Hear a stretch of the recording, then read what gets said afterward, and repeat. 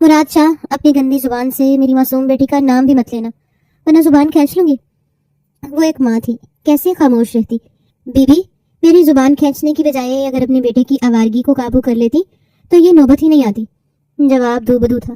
آج عباد شاہ کی موت کا تیسرا روز تھا اور قتل کے بدلے کے لیے جرگہ بٹھایا گیا تھا، جس میں سرپنچ حضرات کے علاوہ بھی چند مرد موجود تھے جو مقتول کے باپ، بھائی اور 2-3 دوسرے قریب ترین عزیز تھے، اور قاتل کے باپ وغیرہ بھی موجود تھے۔ جرگہ ایک سردار کے مردان خانے میں لگایا گیا تھا کہ سلمہ بی بی اسی حویلی میں ملازمہ تھی اور سردار سے بھی مدد کی درخواست کر چکی تھی، اور سردار نے ہر ممکن مدد کا یقین بھی دلایا تھا، مگر ہوتا وہی ہے جو منظور خدا ہوتا ہے۔ جرگے میں ایک طرف تمام مرد تھے تو ایک طرف ایک تنہا عورت تھی جو بیٹی کی ماں تھی، اور جرگے کا فیصلہ سن کر غصے سے بے قابو ہو رہی تھی۔ میرا بیٹا بھی بے قصور ہے، اس کو پھنسایا جا رہا ہے، اور وجہ اس شخص کی بدنیتی کے سوا کچھ نہیں ہے۔ سلمہ بی بی نے نفرت بھری نگاہ مراد شاہ پر ڈالی تھی۔ زبان سنبھال کر بات کرو بی بی، یہ سردار کا جرگہ ہے، کیا یہ لوگ نہ سمجھ ہیں کہ میں جو کہوں گا یہ مان لیں گے؟ مراد شاہ نے بھرپور غصے کا مظاہرہ کیا تھا۔ یہ مجھے نہیں معلوم، بس اتنا ضرور کہوں گی جیسا تم چاہتے ہو وہ میں ہرگز نہیں ہونے دوں گی۔ سلمہ بی بی ڈٹ کر مقابلہ کر رہی تھی۔ یہ میری چاہت نہیں بلکہ جرگے کا فیصلہ ہے، کیا تم جرگے کے فیصلے کو ماننے سے انکار کرو گی؟ مراد شاہ جانے کیا چاہتا تھا۔ ہاں، جرگے کا یہ فیصلہ میرے لیے بالکل قابل قبول نہیں ہے، میں مان ہی نہیں سکتی کہ میرا بیٹا قاتل ہے، یہ کسی کی چال بھی تو ہو سکتی ہے۔ سلمہ بی بی کسی صورت پیچھے ہٹنے کو تیار نہ تھی۔ کسی کے ماننے یا نہ ماننے سے کچھ نہیں ہوگا، تمہارا بیٹا ہی اس روز میرے بھائی عباد کو شکار کے لیے بلانے آیا تھا، اور میں بھی اس روز حویلی نہیں تھا۔ میرے سامنے وہ دونوں حویلی سے نکلے تھے، اور پھر جہاں حادثہ ہوا وہاں پر موجود مزاروں نے بتایا تھا کہ تمہارے بیٹے نے ہی عباد شاہ کو گولیوں سے بھون کر رکھ دیے۔ ان کی گواہی بھی سنی جا چکی ہے، ہر کوئی جھوٹ نہیں بول رہا۔ ان گواہان کو تو میں جانتا تک نہیں ہوں۔ اب اگر تم اس فیصلے کو نہیں مانتی تو اپنے بیٹے کو میرے حوالے کر دو، مجھے بھی کوئی شوق نہیں ہے تمہاری بیٹی کو اپنے ساتھ لے کر جانے کا۔ مراد شاہ ہتھے سے اکھڑ گیا تھا، مگر کون جانتا تھا کہ مستقبل میں کیا ہونے والا ہے۔ میں اپنا بیٹا بھی تمہارے حوالے نہیں کروں گی، تم مجھے مار کر اپنا بدلہ پورا کر لو، خون کے بدلے خون ہی چاہیے نا تمہیں۔ سلمہ بی بی نے حل پیش کیا تھا۔ میرا نوجوان بھائی ہے، بے قصور قتل ہوا ہے، ہمارا اتنا بڑا نقصان ہو گیا، اور تم کہتی ہو کہ تمہیں گولی مار دوں؟ تمہیں مار کر مجھے کیا ملے گا؟ تم تو خود اپنے گھر والوں کے کسی کام کی نہیں ہو۔ خون بہے گا تو صرف نادر کا، اور مجھے پوری اجازت ہے یہ قتل کرنے کی۔ میں خود نادر کو تلاش کر کے گولیوں سے بھون دوں گا، دیکھتا ہوں کون مجھے روکتا ہے۔ مراد شاہ نے مضبوط لہجے میں فیصلہ سنایا تھا۔ سلمہ بی بی اب مزید کچھ کہنے کے قابل نہ تھی، سو خاموش ہو گئی۔ جبکہ سلمہ کے شوہر قادر سے مزید برداشت نہ ہوا تو سلمہ کے قریب چلا آیا۔ تم جاؤ، میں بات کرتا ہوں۔ قادر کے لہجے میں سختی دھر آئی تھی۔ خدا کے لیے قادر، میری بچی کو بچا لو، وہ بہت معصوم ہے۔ سلمہ بی بی نے بہت آس سے قادر کی جانب دیکھا تھا۔ قادر، تم نے اپنی عورت کو اتنا سر چڑھا رکھا ہے کہ جرگے کے فیصلے پر بھی اعتراض کرنے چلی آئی۔ مراد شاہ کے لہجے میں گہرا طنز تھا۔ معاف کرنا مراد شاہ، وہ ماں ہے نا، بیٹی کو بچانے کی کوشش کر رہی ہے، مگر مجھے جرگے کا یہ فیصلہ منظور ہے۔ بس ایک التجا ہے کہ نکاح کے بعد اپنی بیٹی تمہارے حوالے کرنا چاہتا ہوں۔ مجھے کچھ تسلی رہے گی کہ بیٹی کو بیاہ دیا ہے، ایسے بھیج دیا تو سب باتیں بنائیں گے کہ بیٹی کا سودا کرایا ہوں، بیٹے کی خاطر۔ قادر نے زبان کی لڑکھڑاہٹ کو سب سے مخفی کرنے کی کوشش کی۔ تو کیا یہ سچ نہیں ہے؟ یہی تو کر رہے ہو تم، پھر پریشانی کس بات کی؟ تو فکر نہ کر میری بچی، میں تجھے اس ظالم شخص کے حوالے کبھی نہیں کروں گی۔ سلمہ بی بی نے روتی بلکتی انمول کو دلاسا دیا تھا۔ انمول کو چادر اڑا کر باہر بھیجو۔ اسی وقت قادر نے آ کر جلد بازی کا مظاہرہ کیا تھا۔ مگر کیوں؟ انمول کو کیوں بلا رہی ہو؟ کیا تم نے جرگے کا فیصلہ قبول کر لیا ہے؟ سلمہ بی بی نے جھانکتی نگاہوں سے قادر کے چہرے کے تاثرات دیکھے، مگر اس نے لب سختی سے بھینچ لیے اور کوئی جواب نہ دیا۔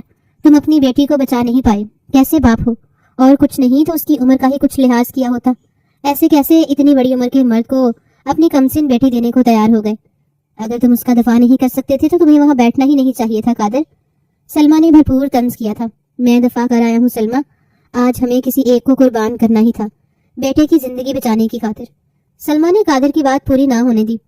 بیٹی کی خاطر اتنے فخر بے گناہ اور معصوم بیٹی کو قربان کرائے، واہ کیا فیصلہ کیا ہے تم نے۔ سلمہ بی بی انمول کو ایک طرف کرتے ہوئے آخری حد تک کوشش کر لینا چاہتی تھی۔ بس کرو سلمہ، ہمارے ہاں ایسا ہی ہوتا ہے، باپ بھائی کی خاطر ہر لڑکی قربانی دیتی ہے۔ جرگے کا فیصلہ قبول کرنا بھی ہم پر فرض ہے، اور کئی نسلوں تک دشمنی نبھانے سے بھی اس طرح روکا جا سکتا ہے۔ آج اگر تمہاری طرح میں بھی ڈٹ جاتا تو تمہیں لگتا ہے سب ٹھیک ہو سکتا تھا؟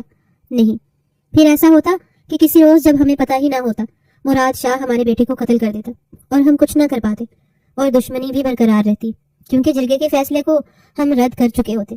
پھر تمہیں کیا حاصل ہو جاتا؟ اب بس اتنا ضرور ہوا ہے کہ دوسری لڑکیوں کی طرح انمول کو بھی اپنے بھائی کی خاطر اور ہماری خاطر ونی ہونا پڑے گا۔ اگر ہم ونی کا فیصلہ نہیں مانتے تو بڑھاپے کا سہارا اکلوتا بیٹا ہمیشہ کے لیے کھو دیں گے۔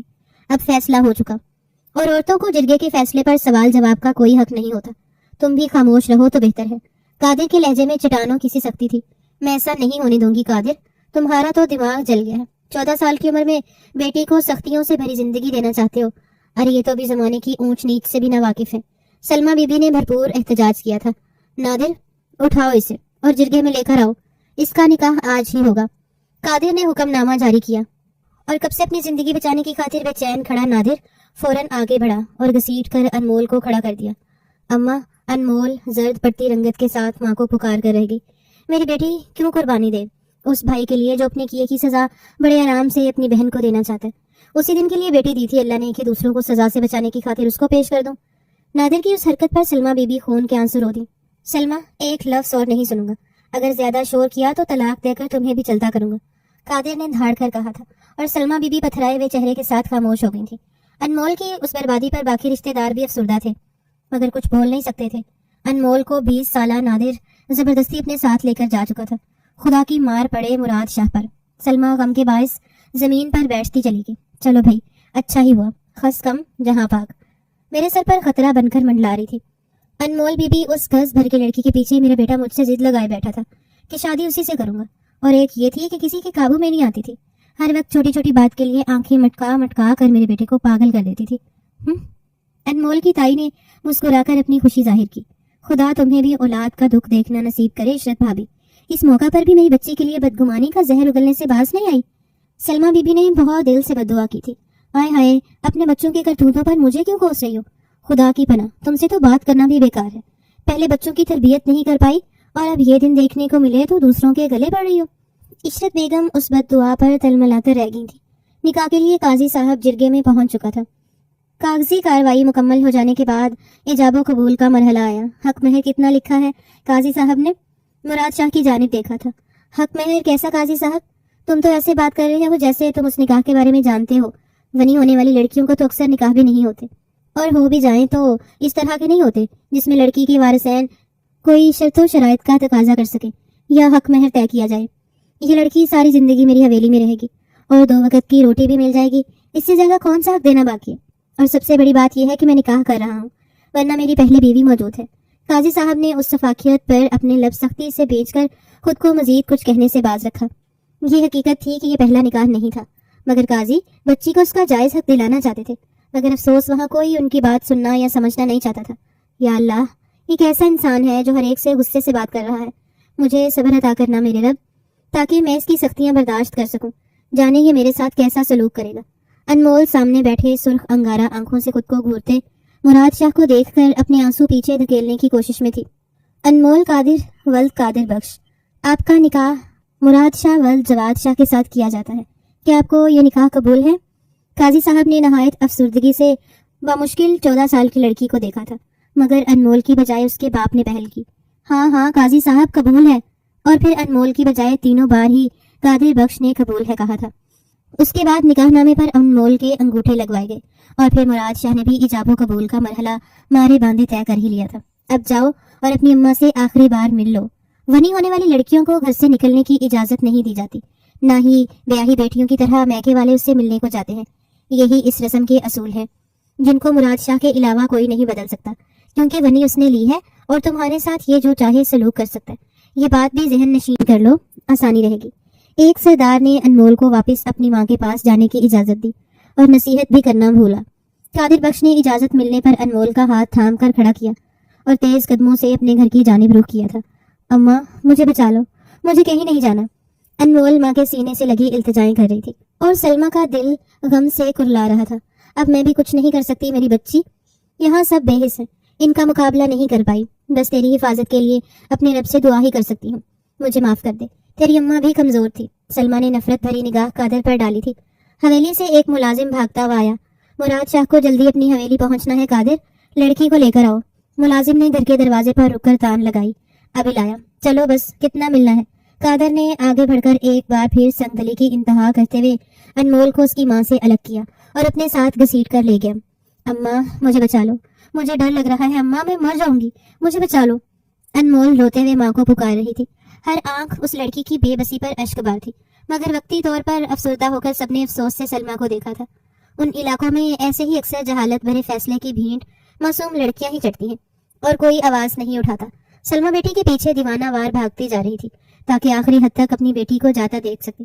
میرے مولا، تو ہی ہر چیز پر قادر ہے اور دلوں کو بدلنا بھی تیرا ہی کام ہے۔ مراد شاہ کا دل میری بچی کے لیے نرم کر دینا میرے رب، سلمیٰ نے دل کی گہرائیوں سے دعا کی تھی۔ انمول سارا راستہ تایا کے بیٹے جہانگیر کے بارے میں سوچتی رہی تھی۔ وہ تو کہتا تھا تمہیں کبھی دکھ نہیں پہنچنے دوں گا انمول، میں تمہیں ہمیشہ خوش رکھوں گا۔ آج وہ کہاں تھا؟ انمول کو دکھائی ہی نہ دیا کہ اس سے مدد مانگتی۔ تیزی سے بہتے آنسوؤں کو روکتے ہوئے انمول ہلکان ہو رہی تھی۔ میری بات غور سے سنو انمول، مراد شاہ کی ہر بات پر سر جھکا کر رکھنا، کبھی پلٹ کر جواب دینے کی جرت مت کرنا۔ اگر وہ ہاتھ اٹھائے تو بھی زبان کو تالو سے لگا کر رکھنا، ورنہ انجام بہت برا ہوگا۔ شروع میں ایسا ہوگا تمہیں مار پیٹ کر اور گالم گلوچ کر کے غصہ اتاریں گے، پھر رفتہ رفتہ ان کا غم مانند پڑے گا تو تمہاری مشکل بھی آسان ہو جائے گی۔ قادر بیٹی کو خاموشی اور سعادت مندی کی تلقین کرتا مراد شاہ کی گاڑی تک پہنچ کر رکا اور انمول کو گاڑی میں بیٹھنے کا اشارہ کرتے ہوئے واپسی کے لیے تیز قدم اٹھاتا دور سے دور جانے لگا۔ انمول نے بھرائی ہوئی آنکھوں سے ایک پل کے لیے ماں کی جانب پلٹ کر دیکھا تھا، جو کچھ فاصلے پر کھڑی تھی، اور پھر گاڑی کا ڈور کھول کر سوار ہونے لگی کہ مراد شاہ نے اس کو بازو سے پکڑ کر جھٹکے سے روک دیا۔ گاڑی میں کیوں سوار ہو رہی ہو؟ تمہاری سزا بھی شروع ہوتی ہے، تم پیدل ہی ساتھ چلو گی۔ تمہاری ماں تو دیکھے تم کیسی زندگی جینے والی ہو۔ مراد شاہ کی آنکھوں میں عجیب سی چمک اور لبوں پر شیطانی مسکراہٹ تھی۔ میں سویٹر نہیں لائی، اب جا کر لے لوں؟ انمول اتنی کڑی سزا کا سن کر منمنائی تھی۔ نہیں، اب واپسی کا سوچنا بھی مت، جو کچھ ساتھ لائی ہو بس اسی پر تمہیں ساری زندگی گزارا کرنا ہے۔ مراد شاہ کو اندازہ نہیں تھا کہ قدرت کو کچھ اور ہی منظور تھا۔ شام کے سائے گہرے ہوتے جا رہے تھے، سردی کی شدت بڑھ چکی تھی، سڑک پر اور ارد گرد برف کی ہلکی سی تہ بن چکی تھی۔ گاڑی میں سوار ہو کر مراد شاہ نے گاڑی سٹارٹ کر لی تھی اور ہیڈ لائٹس کی روشنی میں انمول یک سردی میں ٹھٹھرتی سر جھکا کر چلنے لگی۔ گاڑی چلتے رکتے نظروں سے اوجھل ہو چکی تھی اور سلمیٰ اپنی نازو پلی بیٹی کو پیدل جاتا دیکھ کر دھاڑے مار کر روتی تھی۔ پورا گھنٹہ ہو چکا تھا۔ انمول پیدل چلتے چلتے تھک کر نڈھال ہونے لگی۔ مراد شاہ کے دھاڑنے پر بھی اب قدموں کی رفتار بڑھا نہیں پائی تھی اور لڑکھڑا کر رہ گئی۔ مراد شاہ بھی اب اس تفریح سے اکتا چکا تھا اور جلد از جلد حویلی پہنچنا چاہتا تھا، سو گاڑی روک کر غصے سے چلایا، گاڑی میں بیٹھو، پیدل چلتے تمہیں موت دکھنے لگتی ہے، میں تمہاری سست رفتاری کے باعث ساری زندگی سڑکوں پر نہیں گزار سکتا۔ مراد شاہ نے اپنی اس عنایت پر چڑھ کر توجیہ دی تھی۔ حویلی پہنچ کر مراد شاہ نے جھٹکے سے گاڑی روک دی اور باہر نکلا تو نظر سامنے ہی برآمدے میں بے چینی سے چکر لگاتی زینب نساء پر پڑی۔ وہ بھی مراد شاہ کو اکیلا دیکھ کر مطمئن ہو گئی، مگر اسی وقت گاڑی کی پچھلی سیٹ سے موٹی سی شال میں لپٹی لڑکی برآمد ہوئی تھی۔ زیب النساء کے ماتھے پر پڑنے والے بل گہرے ہو گئے تھے، پھٹے پرانے کپڑوں میں بھی اس لڑکی کا حسن دھمک رہا تھا۔ وہ گدڑی میں چھپے لال کی مانند بے پناہ حسن کی مالک تھی۔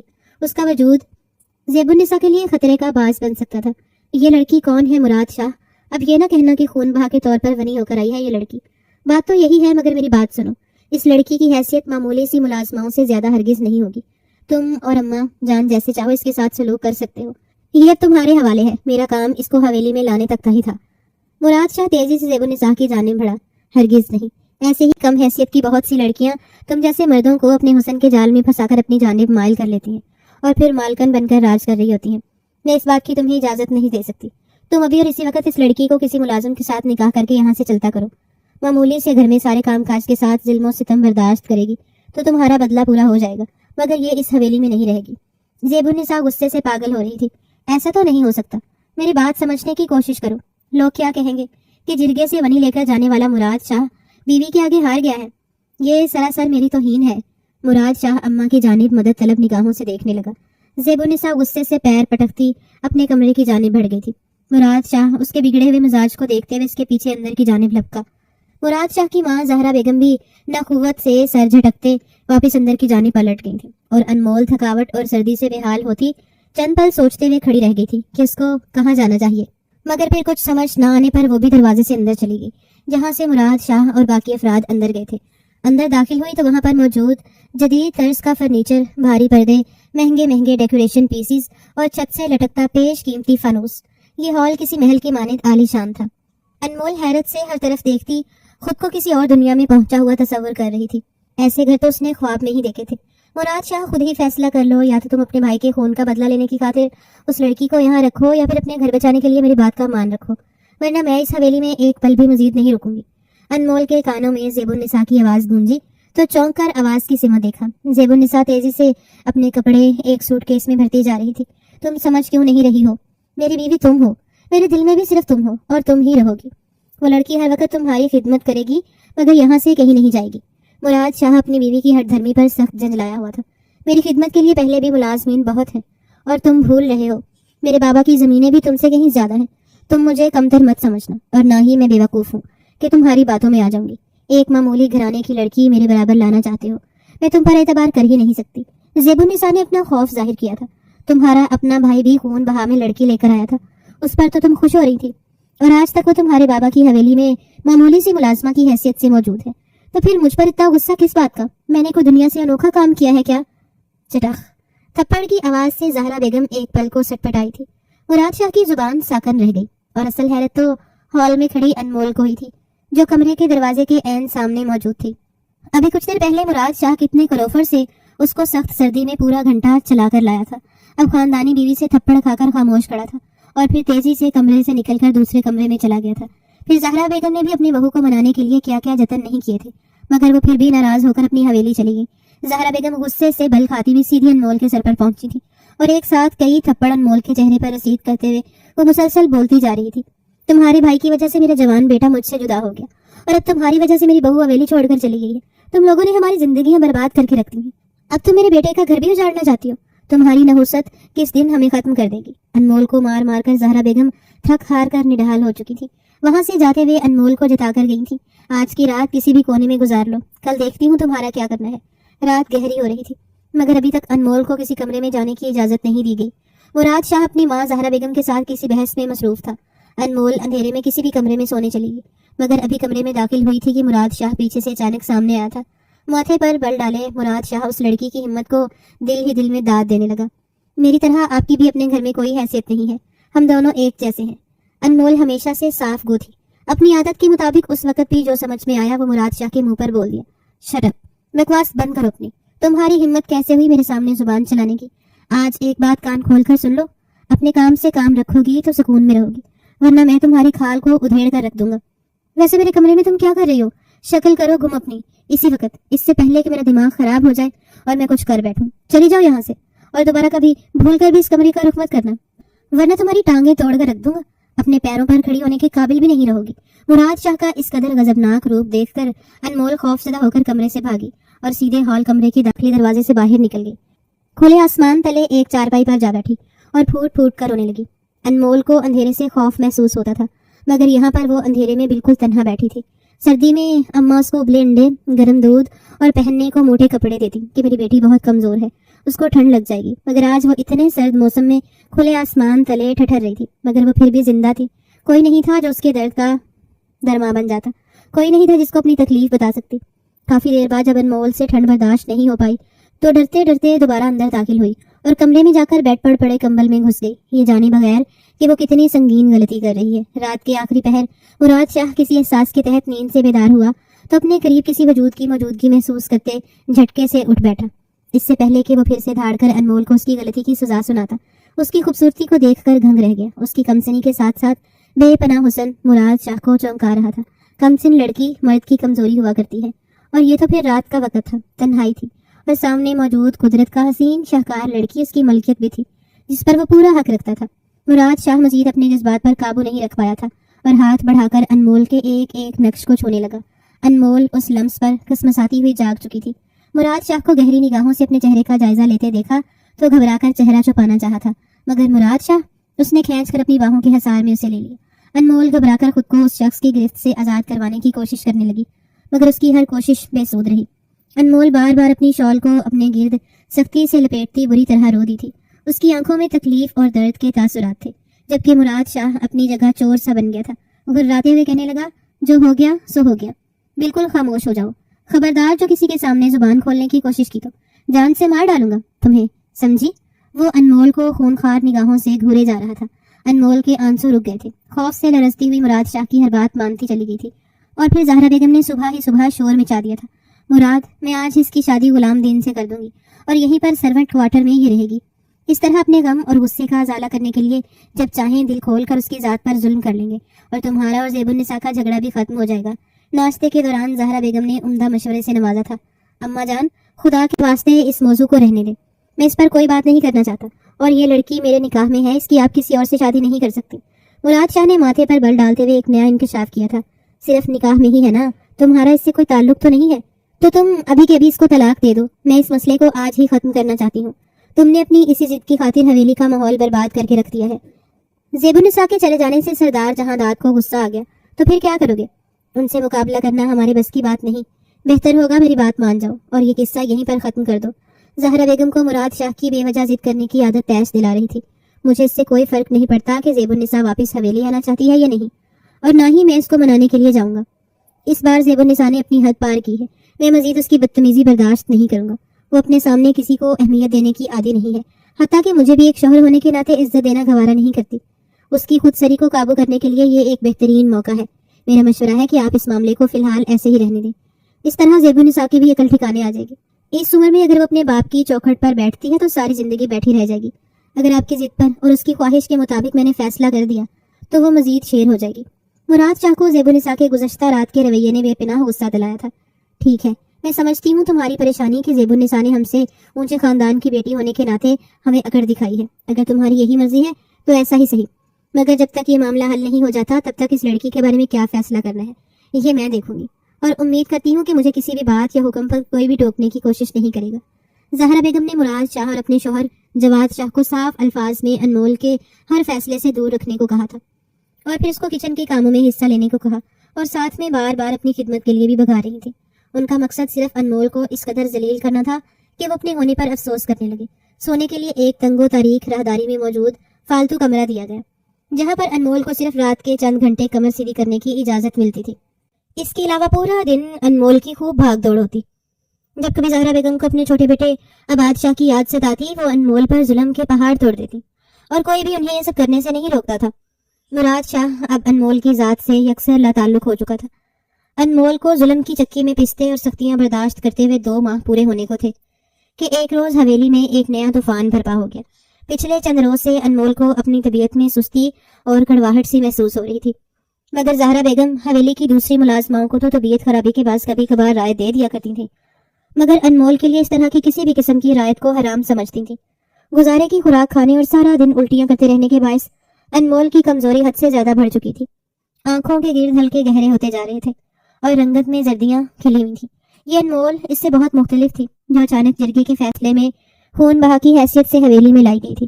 سرخ و سفید رنگت، خوبصورت گھنے اور ریشمی سیاہ بال، بڑی بڑی آنکھیں اور تشیدہ لب، اس کو کسی ریاست کی شہزادی کہا جا سکتا تھا۔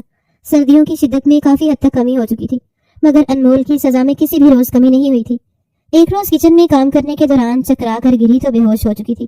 کسی ملازمہ نے ہی ترس کھا کر اس کو کمرے میں پہنچایا اور اپنے علاقے کی ایک نرس کو جو کہ اب بوڑھی تھی اور نوکری سے ریٹائر ہو چکی تھی بلایا تاکہ وہ انمول کے لیے کوئی دوا تجویز کر سکے۔ یہ سب کچھ نہایت خاموشی اور رازداری سے کیا گیا تھا، مگر نرس نے انمول کا تفصیلی معائنہ کرنے کے بعد حیرت کا اظہار کیا تھا۔ کیا یہ شادی شدہ ہے؟ نرس کا سوال چونکا رہا تھا۔ ہاں۔ او اچھا، یہ ماں بننے والی ہے۔ نرس نے ایک اور انکشاف کیا جس پر ملازمہ بری طرح سے بوکھلا گئی، اور جبکہ سب کچھ اس طرح نہایت رازداری سے کیا گیا تھا تو انمول کی حالت کے بارے میں زہرا بیگم کو بتانا اپنی ہی شامت لانے کے مترادف تھا۔ سو ملازمہ نے مکمل طور پر خاموشی اختیار کر لی، مگر تھوڑی دیر کے بعد زہرا بیگم نے معقول کے مطابق صوفے پر بیٹھ کر ٹانگیں لمبی کی اور انمول کو آوازیں دینے لگی تاکہ وہ زہرا بیگم کی ٹانگیں دبا سکے۔ انمول کو سزا دیتے ہوئے زہرا بیگم اس عیاشی کی عادی ہو چکی تھی۔ انمول ملازمہ کی حقارت بھری نگاہوں کا سامنا کرتے بری طرح سے رو رہی تھی۔ جب اس کا بلاوا آیا تو جان بچ جانے پر اپنے آنسو پونچھ کر سر جھکاتی انمول وہ مشکل اپنے وجود کو گھسیٹتے ہوئے زہرا بیگم کی طرف جانے لگی، اور دل میں سوچتی جا رہی تھی کہ اتنا بڑا طوفان آنے والا ہے، جانے اب میرا کیا ہوگا۔ شاید گنہگار ٹھہرائی جاؤں اور میری زندگی میں مزید سختیاں بڑھ جائیں۔ یہ بھی ہو سکتا ہے کہ مجھے جیتے جی سنسار کر دیا جائے، مگر میں اپنی زبان سے کسی کا نام لینے کی غلطی نہیں کر سکتی۔ انمول حویلی میں دوسری ملازموں کے ساتھ رہتے اور وہ سختیاں برداشت کرتے ہوئے اب دنیا کی بہت سی تلخ حقیقتوں کے بارے میں جان چکی تھی، جن میں سے ایک حقیقت یہ بھی تھی کہ اگر مرد اپنی غلطی کا اعتراف نہ کرے تو عورت کو ہی بدکردار کہا جاتا ہے۔ یہی وجہ تھی کہ انمول پچھلے کئی روز سے طبیعت خرابی کے باعث بہت کچھ سمجھتے ہوئے بھی خاموش تھی، मगर ऐसी बातें आखिर कब तक छुपी रह सकती हैं। ज़हरा बेगम तजर्बाकार औरत थी। टांगें दबाते हुए जब अनमोल का अचानक जी मतलाने लगा और सर भी चकरा रहा था, तो ज़हरा बेगम पहली नजर में ही उस हालत का राज जान चुकी थी। पहली फुर्सत में दाई को बुलाया और अपने शक की तस्दीक की, और फिर जो कोहराम बरपा हुआ, अल्लाह की पनाह। हवेली की तमाम मुलाजमाएं कानों को हाथ लगाने लगी। बदकिरदार मनहूस लड़की, तुझे हवेली में 4 दिन आजादी के नसीब क्या हुए, तेरे पर पुर्जे निकल आए। बता कि किसका गुनाह पाल रही है, किसके साथ बदकारी की है, वो भी मेरी नाक के नीचे। और गजब खुदा का, इतनी तेजी है इस लड़की में। तू भूल गई थी कि मुराद शाह के निकाह में है। तेरी हिम्मत कैसे हुई इतनी नीच और घटिया जुर्रत करने की। ज़हरा बेगम ने अनमोल के चेहरे पर इस कदर जोरदार थप्पड़ मारा था कि वो मुंह के बल जमीन पर जा गिरी। उसके बाद जो ज़हरा बेगम पर दहशत तारी हुई, लातों और घूंसों के साथ अनमोल का हुलिया बिगाड़ के रख दिया। अनमोल कोहनियों से चेहरा छुपाए और घुटने सीने के साथ लगाकर खुद को बचाते हुए खामोशी से आंसू बहा रही थी। उसके अलावा वो कर भी क्या सकती थी। वो जानती थी कि एक न एक दिन ये सब होने वाला था, मगर फिर भी उसके दिल में गहरा रंज उतरता चला गया। वो उस हवेली में जिस हैसियत से आई थी, उसके बाद वहां मौजूद किस फर्द की जरूरत थी कि उसको बचाने की कोशिश करता। सभी खामोशी से तमाशा देख रहे थे और ज़हरा बेगम मुसलसल मारते हुए यही जुमले दोहरा रही थी, गुनाहगार कहेंगी। नाम बताओ उसका जिसने ये जुर्रत की है, वरना तेरा खून पी जाऊंगी। मुराद शाह जो अपने कमरे में बैठा था, शोर की आवाज सुनकर आज पहली बार मामले की नोयत जानने के लिए कमरे से बाहर चला आया। ज़हरा बेगम के मुंह से अल्फाज सुनकर अंदाजा हुआ कि अनमोल मां बनने वाली है, तो अपनी जगह साकत खड़ा रह गया था। उसे अपने कानों पर यकीन नहीं आ रहा था। ज़हरा बेगम जोर जोर से चिल्लाते और मुसलसल लातों घूंसों की बारिश करते हुए बुरी तरह से हाँफने लगी, मगर अनमोल फिर भी एक लफ्ज़ नहीं बोली। तो एक मुलाजमा से कहा, मोटा डंडा लेकर आओ। मैं आज इस वक्त तक इस लड़की की जान नहीं बख्शूंगी जब तक ये उस शख्स का नाम नहीं बताती जिसका गुनाह पेट में पाल रही है, या फिर मर नहीं जाती। बल्कि पहले दाई से पूछो और काढ़ा तैयार करो जिसको पिलाकर मैं इस गुनाह को दुनिया में आने से पहले ही खत्म कर डालूं। ज़हरा बेगम की खतरनाक अजाइम के बारे में जानकर मुराद शाह का सकता टूटा था। तेजी से एक कदम उठाता ज़हरा बेगम के पास पहुंच गया, इससे पहले कि देर हो जाती और उसका कोई नुकसान हो जाता। मुराद शाह को उसी तरफ आता देखकर मुलाजमाएं तेजी से वहां से हट गई थी, क्योंकि हवेली में हर एक मुलाजिम मुराद शाह के गुस्से से डरता था। गुस्से में वो किसी की नहीं सुनता था और खूब टकाकर सारे हिसाब बेबाक कर देता। उसका सामना करने से हर कोई गुरेज करता था। मुराद शाह ने ज़हरा बेगम के सर पर धमाका किया। मेरे निकाह में होते हुए भला किसकी जरूरत है कि इस लड़की की तरफ मैली आंख से भी देखे? और ये किसी का गुनाह नहीं बल्कि मेरी जायज औलाद है। मैं हूँ वो शख्स जिसका नाम जानने के लिए आप इस कदर परेशान हो रही हैं। अम्मा जान, मेरी जिंदगी में बड़ी खुशी आने वाली है और आप बजाय खुशी मनाने के इसको जान से मारने के दर पे हैं। ऐसा कैसे कर सकती हैं? एक बार मुझसे तो पूछा होता कि माजरा क्या है। ये बेचारी अपनी जुबान से मेरा नाम लेकर मजीद गुनाहगार बन जाती। आपने इसका यकीन ही नहीं करना था। ये मजबूर है, अब बस कर दे। और आज के बाद आप या हवेली का कोई भी शख्स इस लड़की पर हाथ नहीं उठाएगा, ना इससे कोई काम करवाया जाएगा, वरना मुझसे बुरा कोई नहीं होगा। ज़हरा बेगम जो हैरत और बेयकीनी के साथ अपने बेटे के एतराफ करने पर उसका चेहरा देख रही थी, उस हुक्मनामे पर तिल मिलाकर रह गई। ये तुम क्या कह रहे हो मुराद? तुम ऐसा कैसे कर सकते हो? तुमने ज़ेबुन निसा से और मुझसे वादा किया था कि तुम्हारा इस लड़की से कोई भी ताल्लुक नहीं होगा, फिर ये सब कैसे हो गया? कहीं तुम इस लड़की को बचाने की खातिर गलत बयानी तो नहीं कर रहे? एक बार पूछ तो लो इससे। ज़हरा बेगम अब भी मशकूक निगाहों से मुराद शाह के चेहरे का जायजा ले रही थी। अम्मा जान, ये आप कैसी बातें कर रही हैं? अगर इस लड़की ने गुनाह किया होता तो आपसे पहले मैं खुद इसकी जान ले लेता। इसको बचाने की कोशिश हरगिज नहीं करता। मैं सच कह रहा हूँ, मेरा यकीन करें और आप भी इस हकीकत को तस्लीम कर लें। मुराद शाह ज़हरा बेगम की बेटों की बातों पर जिद हुआ था। बहुत खूब मुराद, तुम भी बाकी मर्दों की तरह कमजोर साबित हुए हो, अपने जज्बात पर काबू नहीं रख पाए। ज़ेबुन निसा बिल्कुल ठीक कहती थी। ये छोटे घरों की लड़कियां ओछे हथखंडों से वाकिफ होती है और तुम जैसे बेवकूफ मर्दों को काबू में कर लेना जानती है। तुमने ज़ेबुन निसा की जगह उसको दे दी। कैसे? इसीलिए तुम उसको तलाक नहीं देना चाहते थे और मैं समझ ही नहीं पाई। मगर तुमने ऐसा सोच भी कैसे लिया कि अपनी खानदानी बीवी को छोड़कर तुम इस लड़की को हवेली में मेरी बहू का मकाम दिला सकते हो? क्या अब तुम मेरे बेटे के कातलों को हमारे बराबर लाकर खड़ा कर दोगे? बस बहुत हो गया। मैं अब तुम्हारी एक बात नहीं सुनूंगी और खुद जाकर ज़ेबुन निसा को मनाऊंगी और वापस हवेली लेकर आऊंगी। ये सब कुछ उसके यहाँ पर मौजूद ना होने की वजह से हुआ है। अगर वो यहाँ पर मौजूद होती तो तुम कभी इस तरह की जज्बाती हरकत ना करते। ज़हरा बेगम गुस्से और परेशानी में कभी अनमोल को कसूरवार ठहराते हुए कोसने लगती तो कभी मुराद शाह को शर्मिंदा करने लगती। बस कर दे अम्मा जान, आप आज भी ज़ेबुन निसा की तरफदारी कर रही हैं, जबकि आप अपनी आंखों से मुलाहजा कर चुकी हैं कि वो किस कदर बदतमीज और बददिमाग औरत है। हर वक्त मुझ पर अपने बाप की हैसियत का रोब झाड़ती रहती है। आपने हमेशा मेरी बजाय उसका साथ दिया है। आप मेरी माँ है या ज़ेबुन निसा की? हर वक्त उसकी खातिर मुझसे नाराज हो जाती है। मैंने अपनी जिंदगी के 10 साल उस बांझ औरत के साथ गुजारे हैं। क्या मेरा औलाद की खातिर दूसरी शादी करना नहीं बनता? मैंने ऐसा नहीं किया, मगर ज़ेबुन निसा अपनी बेऔलादी के लिए भी मुझे ही कसूरवार ठहराती रही। मैंने ये सब कुछ आपकी वजह से बर्दाश्त किया। अब मजीद मैं उस औरत के साथ अपनी जिंदगी बर्बाद नहीं करना चाहूंगा। वो अपनी अना को ऊंचे रखे हुए है और अभी तक वापस नहीं आई। मैं ये भी जानता हूँ कि ये आपने मुझसे छुपकर कई बार फोन के जरिए उसको मनाने और हवेली वापस लौट आने की बात की होगी। आपकी भी उसने एक नहीं सुनी, साफ इनकार कर दिया है। फिर भी आप चाहती हैं कि मैं उस औरत को वापस ले आऊं और अपने सर पर बिठा लूं। ऐसा हरगिज नहीं होगा। और जहां तक बात उसकी है तो कोई ओछे हथकंडे उसने इस्तेमाल नहीं किए। ये सब सरासर मेरी मर्जी से हुआ है। ये तो राजी भी नहीं थी। माँ सकीना, इधर आओ। ज़हरा बेगम को अपना फैसला सुनाकर अब वो अपनी सबसे काबिले भरोसा मुलाजमा को पुकारने लगा। हाजिर छोटे शाहजी। सकीना बोतल के जिन की तरह नमूदार हुई थी। इस लड़की को मेरे कमरे में लेकर जाओ और बच्चे की पैदाइश तक इसका हर तरह से ख्याल रखना। मैं किसी किस्म की कोताही बर्दाश्त नहीं करूंगा और ना ही इसको कमरे से बाहर निकलने की इजाजत दी जाए। किसी लेडी डॉक्टर को हवेली आने का कहो और खुद उसके सर पर खड़े होकर इसका तफसीली मुआयना करवाओ।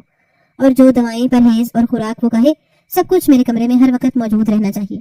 अपनी निगरानी में वो सब कुछ उसको देना भी तुमने है। अब इसकी सारी जिम्मेदारी तुम पर है। समझ गई?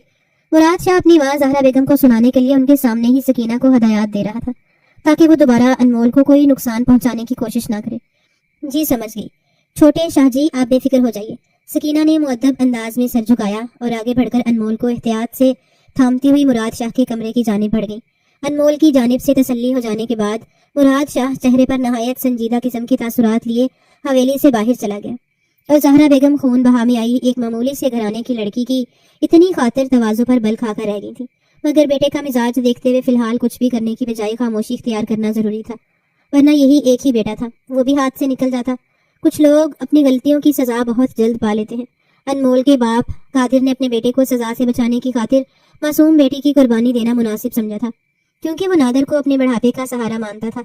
नादिर इतना बड़ा गुनाह करके बच जाने पर और भी बिगड़ता चला गया और हर बुरे काम और जुराए में मुलव्वस होने लगा। सलमा बीवी अब अपने बेटे और शौहर से लाताल्लुकी इख्तियार कर चुकी थी। हवेली में सुबह सवेरे चली जाती और रात गए तक लौटती थी और मुंह लपेट कर सो जाती। कादिर बख्श ने एक बार टोका तो उसे उसी के अल्फाज याद दिलाने लगी, अगर तुम मुझे उस रोज अपनी बेटी के लिए आवाज उठाने पर तलाक दे देते तो तब भी ये घर ऐसे ही चलता, तो तुम्हें एतराज किस बात पर है? मैं उस रोज खामोश हो गई थी, मगर अपनी आंखों से अपनी बेटी को रात के वक्त सख्त सर्दी में ठठरते हुए पैदल चलकर उस जागीरदार की गाड़ी के साथ जाते देखा था, मगर तब बहुत देर हो चुकी थी।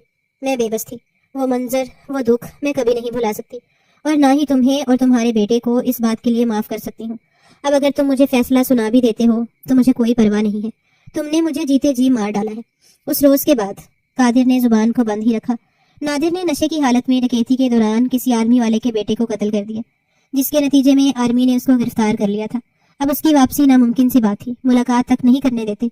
पूरा घराना बिखर गया था। दूसरी जानिब इशरत बेगम ने अपने बेटे को कसम देकर किसी तरह मजबूर कर दिया कि वो अपने एक मामू के यहाँ शहर में चंद रोज गुजारने चला जाए, ताकि अनमोल को बचाने के लिए वो कोई बेवकूफ़ी ना कर बैठे। जहांगीर को इस बात ने अपनी माँ से बदजन कर दिया था। वो अब शहर में ही जॉब करते रहने लगा था। चंद दिन बाद ही एक चालाक लड़की ने वाकई जहांगीर को अपने चुंगल में फंसाकर उससे शादी कर ली और इशरत बेगम को जहांगीर ने शादी के बाद फोन पर इत्तला दी थी। इशरत बेगम अपनी जिद के बायस बेटे से हाथ धो बैठी थी। शहर की लड़की ना ही उनके इलाके में आने को तैयार थी और ना ही सास को अपने पास बुलवाना चाहती थी। और इस बात पर इशरत बेगम ने जहांगीर से शिकायत की तो जहांगीर लापरवाही से सर झटक गया। अम्मा, हर लड़की गंदी है। पहले आपको अनमोल ऐसी लड़की लगती थी जिसने मुझे अपने जाल में फंसाकर शादी के लिए मजबूर कर दिया था। अब ये भी वैसी ही है। आप थकती नहीं है साजिशें करते करते? जहांगीर ने टका सा जवाब देकर इशरत बेगम को अपने गलत फैसले पर पछताने के लिए तन्हा छोड़ दिया था। यूं हर गुनहगार ही सजा याफ्ता ठहरा। ये यकीनन सलमा बीबी की बद्दुआ और अनमोल की बेबसी का जवाब था, जो कुदरत की जानिब से जल्द ही मिल चुका था। मुराद शाह अपनी माँ के सामने खुशी का इजहार नहीं करना चाहता था, मगर हवेली से बाहर निकलते ही वे इख्तियार मुस्कुराया था। जहन के पर्दे पर अनमोल का शर्माया घबराया सा हसीन चेहरा आन ठहरा था। दिल तो चाह रहा है खुशी से भंगड़े डालूं, मगर वक्त और हालात मुझे इस बात की इजाजत नहीं देते। चलो बच्चे की पैदाइश तक खुद को संभाल लेता हूँ। मुराद शाह अपने आप से ही बातें करते हुए सर झटक कर गाड़ी में सवार हुआ और सीधा शहर जा पहुंचा। दोस्तों के साथ होटलिंग और खूब हल्ला गुल्ला करते उसने अपनी खुशी को खूब इंजॉय किया था। क्या बात है मुराद शाह, आज तुम कुछ ज्यादा ही खुश दिखाई दे रहे हो। क्या कोई खजाना हाथ लग गया है? मुराद शाह जैसे संजीदा और हल्की सी मुस्कुराहट पर इक्तफा करने वाले शख्स को आज बिला वजह ही बुलंदो बांग कह के लगाते देख उसके सारे दोस्त ही ठठक गए थे और एक ने बाकायदा इस्तफसार भी कर लिया। ऐसा ही समझो कि मुराद शाह के हाथ बहुत बड़ा खजाना लग गया है। शाम को दोस्तों को खुदा हाफिज कहते मुराद शाह वहां से वापसी के लिए पर तोल रहा था, मगर एक शॉपिंग मॉल के सामने कुछ सोचकर गाड़ी रोकी और अंदर चला गया। देखते ही देखते मुराद शाह ने ढेर सारी खरीदारी कर डाली। सामान से लदा फदा वापस गाड़ी में सवार हुआ और सीधा हवेली की जानिब रुख किया। शहर से अपने इलाके की जानिब जाते हुए मुराद शाह को काफी रात हो गई थी। हवेली पहुंचा तो तमाम मकीन गहरी नींद सोए हुए थे। ये देखकर मुराद शाह को इत्मीनान हुआ था, क्योंकि अगर सबके सामने वो इतना सामान लेकर अपने कमरे में जाता तो एक बार फिर अपनी माँ के गुस्से और नाराजगी का सामना करना पड़ता। मुराद शाह कमरे में दाखिल हुआ तो कमरे की तमाम लाइट्स ऑफ थी और वाहिद नीलखों बल्ब की मध्यम सी रोशनी पूरे कमरे में फैल रही थी, जिससे मुराद को अनमोल के सो चुके होने का पता मिला और उसकी नींद में खलल ना बने, ये सोचकर दबे कदमों आगे बढ़कर सारा सामान मुराद शाह ने ड्रेसिंग रूम में रख दिया और शॉवर लेने के लिए बाथरूम में घुस गया। फ्रेश होकर बेड पर पहुंचा तो अनमोल एक किनारे पर टिकी हुई थी, मगर शायद उस बिस्तर की आदी ना होने के बायस या किसी और वजह से बेचैनी से करवटें बदल रही थी। मुराद शाह ने बेड पर दराज होकर अनमोल को अपनी जानिब खींचा और बाहों में भर लिया। उसके बालों की खुशबू अपने अंदर उतारने लगा। सकीना ने उसके हुक्म के मुताबिक साफ लिबास देकर अनमोल को नहाने का हुक्म दिया था और उसके हुलिये को भी सकीना ने बदल कर रख दिया था, मगर थोड़ी देर ही गुजरी थी कि अनमोल की सिसकियों ने मुराद शाह को बुखलाहट में मुब्तला कर दिया। तेजी से लैंप ऑन करता मुराद शाह अनमोल को देखते हुए लब सख्ती से भींच गया। मुझे माफ कर दो अनमोल, मैं अपनी खुशी में ये बात भूल गया था कि आज फिर से तुम अम्मा जान के एताब का शिकार हो चुकी हो। क्या बहुत तकलीफ हो रही है? नहाई धोई और साफ सुथरे लिबास में मलबूस अनमोल चेहरे पर जा बजा नील और जख्मों के निशानात लिए मुराद शाह को शर्मिंदा कर रही थी। माफी मांगने की क्या जरूरत है? ये सब कुछ पहली बार तो नहीं हुआ और ना ही आपने पहली बार देखा है। अब तो मुझे ये सब सहने की आदत हो गई है। बात बस इतनी सी है कि आज आपको मुझ पर तवज्जो देना पड़ी है, क्योंकि आपको अपनी औलाद की फिक्र है। आज दूसरी बार अनमोल ने साफ गोई की इंतहा करते हुए मुराद शाह को जज्बस हुए मजबूर किया था। मैं एतराफ़ करता हूँ कि मेरा रवैया तुम्हारे साथ अच्छा नहीं था और ना ही मेरा मुस्तकबिल में तुम्हें अपनाने का कोई इरादा था। ये सब कुछ मैं औलाद की खुशी की खातिर कर रहा हूँ। मैं अपनी इस खुदगर्जी पर तुमसे शर्मिंदा हूँ, मगर ये भी हकीकत है कि अब मैं तुम्हें दिल से अपनाने को तैयार हूँ। कमरे से बाहर तुम्हारे साथ क्या सलूक किया जाता है उसका वादा नहीं करूंगा। अलबत्ता इस कमरे में तुम्हें कभी किसी चीज की कमी होने नहीं दूंगा। मेरे जीते जी तुम्हें कोई तकलीफ ना पहुंचे, इस बात का मैं खुद ख्याल रखूंगा और अपनी अम्मा जान को कायल करने की कोशिश भी जरूर करूंगा। हाँ, ये सजा कभी खत्म नहीं होगी, यानी तुम्हारा अपने घर वालों के साथ किसी किस्म का ताल्लुक वास्ता कभी बहाल नहीं हो सकता, क्योंकि ये हकीकत तो बहरहाल अटल है कि तुम खून बहा के बदले इस हवेली में आई हो। मगर मेरा खुदा गवाह है, आज इस दिल ने जितनी कदर और मोहब्बत तुम्हारे लिए महसूस की है, ऐसा कभी मैंने ज़ेबुन्निसा के लिए भी महसूस नहीं किया था। हर मर्द को औलाद की चाह होती है, मगर मैं पूरे 10 साल तक इंतजार करते रहने के बाद मुकम्मल तौर पर मायूस हो चुका था और यही समझ के सब्र कर रहा था कि शायद मैं बाप बनने की सलाहियत से महरूम हूँ। मगर तुम्हारे वजूद से न सिर्फ मेरी दीरानिया ख्वाहिश पूरी होने जा रही है, बल्कि मेरी मर्दानगी पर लगा इल्जाम भी धुल चुका है। मैं अपनी ही नजरों में सुरखरू हो गया हूँ। मेरी मर्दानगी का गुरूर तुमने मुझे लौटाया है, इस बात के लिए मैं तुम्हारा एहसानमंद रहूंगा। तुम मेरे लिए किसी अनमोल खजाने की मानित हो, जिसे मैं सारी जिंदगी संभाल कर रखना चाहता हूँ। मगर क्या करूँ, इस रस्म की कुछ तकाजे हैं जिनको तो मैं भुला सकता हूँ। मेरे बाबा ने भी भुला दिया, मगर मेरी अम्मा जान शायद कभी नहीं भुलाएंगी। वो आबाद से बहुत मोहब्बत करती है। उनका लाडला जवान जहान आबाद शाह बगैर किसी वजह के बेदर्दी से मारा गया है। ये दुख एक माँ ही समझ सकती है। उसके होने से हमारी हवेली में हरदम रौनक लगी रहती थी। बहुत हंसमुख, मिलनसार, शरारती सा लड़का था। दोस्ती के लिए हर फर्क मिटा दिया करता था उसने, और यही बात उसकी मौत की वजह बन गई। खुदा जाने तुम्हारे आवारा भाई को उससे किस बात की पुरखाश थी कि उसकी जान ले ली जालिम इंसान ने। माफ करना, मगर यही तल्ख हकीकत है, जिसके नतीजे में तुम इस हवेली में हर रोज जिल्लत और रुसवाई झेलती रही हो। मुराद शाह ने एक ही बार में अपने गुज़श्ता रवैये पर शर्मिंदगी जाहिर करने के साथ अपने जज्बात भी खुलकर जाहिर किए थे और अब तक खामोश रहने की वजाहत भी कर दी। अनमोल खामोशी से मुराद शाह की बातें और वजाहतें सुनती, उसके लहजे की नरमी और अपनायत को दिल से महसूस कर रही थी। और उस रोज मुराद शाह ने अनमोल के एक एक जख्म पर अपने हाथों से मरहम लगाया था और अमली तौर पर अपने अल्फाज का सबूत पेश किया था। अनमोल के सीने में जैसी ठंडी फवार सी बरस रही थी। मुराद शाह का नरम गरम लम्स उसकी रूह तक में सरशारी भरने लगा था। उसको लगा जैसे उसकी माँ की दुआएं और खुद उसका सब्र रंग लाया है और शायद अब अनमोल एक पुरसुकून जिंदगी जीने वाली है, जिसमें शोहर का मान, मोहब्बत और महफूज साहिबा भी मुयस्सर है। मुराद शाह जब तक हवेली में मौजूद होता, अनमोल की खुराक, दवा और आराम का खुद ख्याल रखता था, और जब किसी काम से जाना होता तो सकीना को सख्त किस्म की हिदायत के साथ अनमोल के पास छोड़कर जाता था। मुराद शाह की तवज्जो के साथ खुराक और आराम की सहूलत मुयस्सर हुई तो 1-2 हफ्ते में ही अनमोल की सेहत बहाल होने लगी थी। अलबत्ता तबीयत खराबी के बायस चेहरे की शदाबी अभी भी मुकम्मल तौर पर नहीं लौटी थी। 1 माह के बाद अनमोल का रूप खूब निखर कर सामने आया था। लेडी डॉक्टर जो माहाना चेकअप की खातिर हवेली आती थी, अनमोल के 1 माह के अंदर इस कदर निखर जाने पर हैरान रह गई। یہ خبر اڑتی اڑاتی پورے خاندان میں پھیل گئی تھی۔ سب خاندان والے زہرا بیگم کو مراد شاہ کی اولاد کی خوشی میں مبارکباد دینے کے بہانے سن گن لینے چلے آئے تھے، کیونکہ بنی ہونے والی لڑکی اولاد کی خوشی دینے والی تھی تو اس کے دو ہی نتائج ہو سکتے تھے، یا تو باقاعدہ ولیمہ کر کے لڑکی کو بہو والی عزت ملتی، یا پھر اولاد پیدائش کے بعد خاندانی بیوی کے حوالے کی جاتی۔ مگر مراد شاہ کب ان باتوں کو اہمیت دینے والا تھا؟ زہرا بیگم انمول کو بہو تسلیم نہیں کرنا چاہتی تھی، اور مراد شاہ زیب النساء کو مزید بیوی کی حیثیت سے تسلیم نہیں کرنا چاہتا تھا۔ یوں درمیانی راہ اپنائی تھی، اور کسی طرح یہ خبر کسی دل جلے کی مدد سے زیب النساء تک جا پہنچی۔ وہ یہ سن کر غصے سے آگ بھگولا ہو گئی تھی۔ تم نے کر دکھایا نا مراد شاہ، ثابت کر دیا کہ تم بھی نفس کے پجاری ہو اور ایک عام سے مرد ہو جس کو ایک خوبصورت لڑکی میسر آئی تو اپنے جذبات پر قابو نہیں رکھ پایا، اور آج ایک ناجائز بچے کے باپ بننے والے ہو۔ زیب النساء نے ایک بار پھر مراد شاہ کے کردار پر گہرا وار کیا تھا۔ زبان سنبھال کر بات کرو زیب النساء بیگم، میں نے تمہیں نہیں بتایا تھا، مگر اس روز میں اس لڑکی کو باقاعدہ جرگے میں سرداران کی موجودگی میں نکاح کروا کے ہی حویلی میں لایا تھا، اسی لیے کسی ملازم کے حوالے کرنے سے انکار کر رہا تھا۔ تم نے وعدہ کیا تھا مجھ سے کہ تم اس معمولی لڑکی کو میرے برابر جگہ نہیں دو گی، اپنی زبان کا پاس بھی نہیں رکھا۔ زیب النساء نے مراد شاہ کو اس کا وعدہ یاد دلایا تھا۔ ہاں، میں نے ایسا نہیں کیا کیونکہ تم نے مجبور کیا تھا، مگر سب سے اہم بات تو یہ نا کہ میں باپ بننے جا رہا ہوں، میری ذات تو مکمل ہو چکی، تمہارا کیا ہوگا؟ تم تو آج بھی اپنی انا کا پرچم بلند رکھنا چاہتی ہو، اب واپس کیسے آؤ گی؟ خیر، تمہاری مہربانی کہ تم نے اپنی جگہ خود ہی چھوڑ دی، ورنہ شاید میں کبھی خون بہا میں آنے والی بیوی کی جانب پیش رفت نہیں کرتا اور ساری زندگی بے اولاد رہ جاتا۔ بہت شکریہ، اب فون رکھتا ہوں، مجھے بہت سارے کام کرنے ہیں۔ مراد شاہ کا انداز صاف تپانے والا تھا اور وہ تپ بھی گئی تھی۔ بھگتے جھکتے فون بند کر دیا اور جلد بازی میں ایک اور غلط فیصلہ مراد شاہ سے علیحدگی کی صورت میں کر لیا، جس پر شاید وہ بعد میں خوب پچھتانے والی تھی۔ اللہ کو انسان کا اپنی دولت یا مرتبے پر اکڑ دکھانا اور دوسرے انسانوں کو کیڑے مکوڑوں کی طرح پیروں تلے رون دینا پسند نہیں ہے۔